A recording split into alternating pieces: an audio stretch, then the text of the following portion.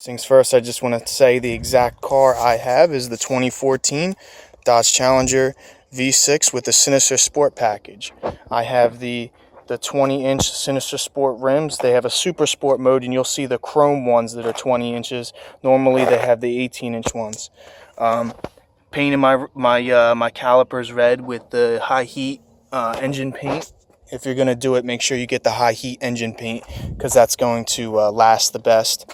The Sinister Sport package actually has a better rear axle ratio. I think the normal one is 2.65, and with the sport modes you get a 3.07 rear axle ratio. So I'm not the biggest mechanic in the world. I don't even really know what that does, so I'm just kind of regurgitating information I found on the internet.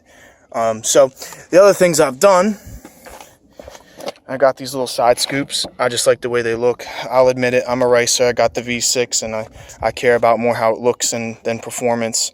Threw the rain guards on there.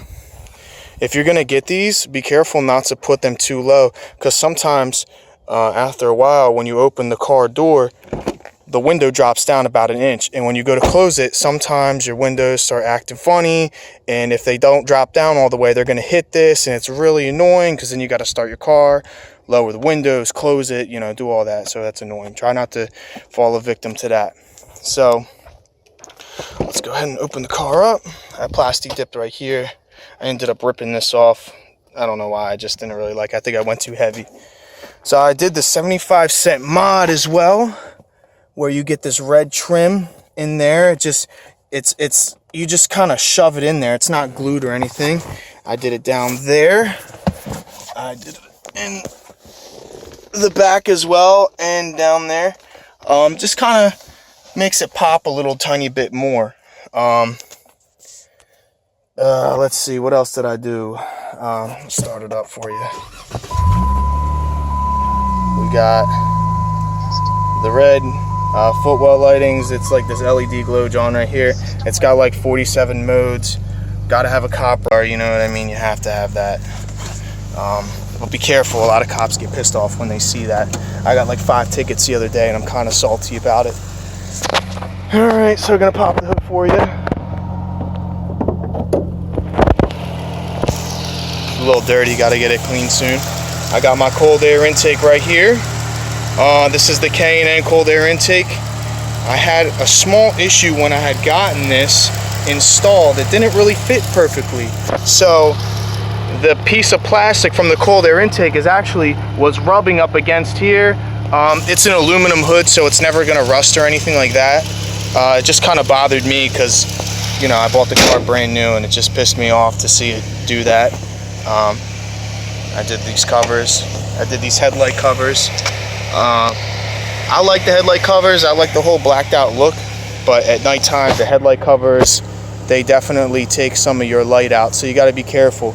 If you do want to get them, I'd recommend getting like the upgraded fog lights to the super bright ones, because driving at night, the only reason I can drive at night is because of the fog lights helping me out.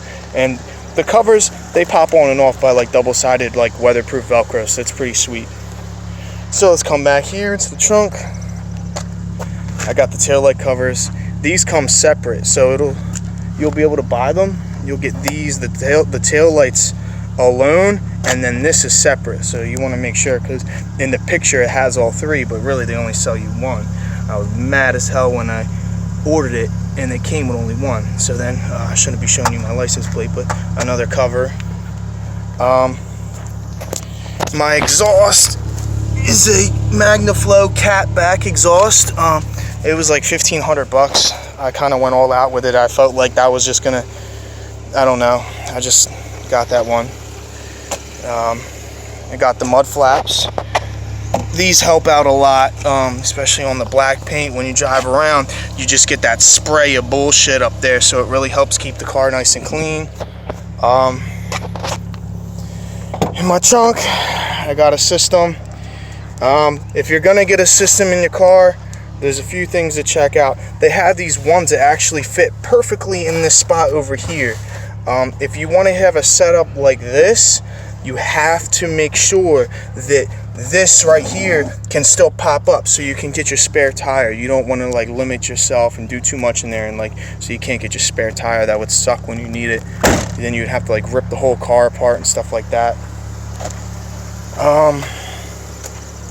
So I have my car tuned, right? I'll let you hear the exhaust, my little baby V6.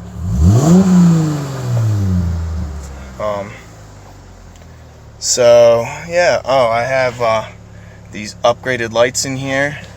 Before, they look like these ugly ass yellow ones. Now I got these bright ones right up here. These ones in the back are such a pain in the ass to change. You'll probably just want to leave them alone, because you gotta like tear the whole thing apart and put new setup in there. You gotta like custom put the lights in. The guy who swapped these out for me at the audio place, he said there's just, it's not really even worth doing. I want to find a way to actually put more lights in here, like maybe put like one back there. That'd be pretty cool. So what else is there to show you? I think that's about it. So when people are like, oh, your V6, you know, it ain't shit, it ain't nothing, I did that and I just left it at 666 because I think it's really cool. I don't know, I'm a loser like that. The best time I got was 6.34 seconds. For a pretty fuel efficient car, it's, you know, that's not bad. You really get the best of all worlds when it comes to these V6 Challengers, man. You don't have to spend an ass load of money to have the cool, expensive look. It's still fast. And then, you know, I'm a big interior guy. That's like the most important thing to me, is the interior. You know, who wants a nice ass car with some basic bland ass interior, no sound system? I really wish I got the touchscreen unit, but in all reality, the only reason I want it is so I can have a backup camera. But I just bought like an aftermarket thing that has like a little screen that I might put like right here or something. So yeah. What else is there? Yeah, so that's pretty much it. There's some other things that I know you can do to the car. For one, I have the second stage music package, so I don't have the upgraded head unit. I just have 6 speakers throughout the car. I got 3 in the dash, and I got the 2 door speakers, and I got, I think, 1 back there, or maybe 2 back there, I'm not really sure.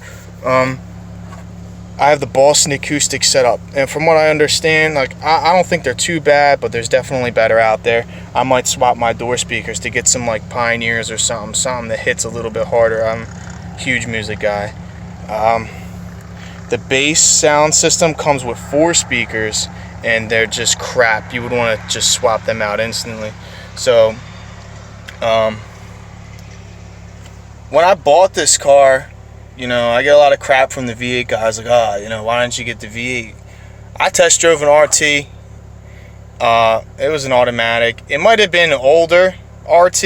I think it was like a 2010, and this is a 14. So I think at 2011, all the engines got a nice little upgrade. But when I drove that RT and then I drove this one, I didn't really feel much of a difference in the test drive. But I was coming from a Buick Park Avenue. It was like a grandpa car. So, I mean, this car just felt like insanely fast to me regardless. But yeah, man, if you're looking for that drag racer, if you're looking for that crazy beefy sound, you're looking for the crazy bragging rights car, you know, go get the V8 Hemi. You know, don't play around. If you're gonna be one of those guys like I want it fast, don't get the RT, don't get the V6, get the SRT, buy a used one if you have to, because you're just not going to be happy with the V6 if you're one of those like speed freak guys. But when it all comes down to it, man, the V6s nowadays, they're really nothing to joke around about. They're fast enough to get you, put a smile on your face, impress people. It's a nice car nonetheless. It's a very smooth ride. I like everything about it. So that's what I did. I'd give the Challenger 5 stars. I went and looked at the Camaros. I went and looked at the Mustangs. And interior wise, the Challenger's got the most room. I'm like just under 6 foot with no shoes on, 210 pounds. I got plenty of room in here, you know. Big dude, you need leg room. Whereas the Camaro, I felt so squished, and the trunk space was really small. It was just, everything didn't seem right. I feel like for a big guy, the Challenger would probably be the muscle car for this time for you.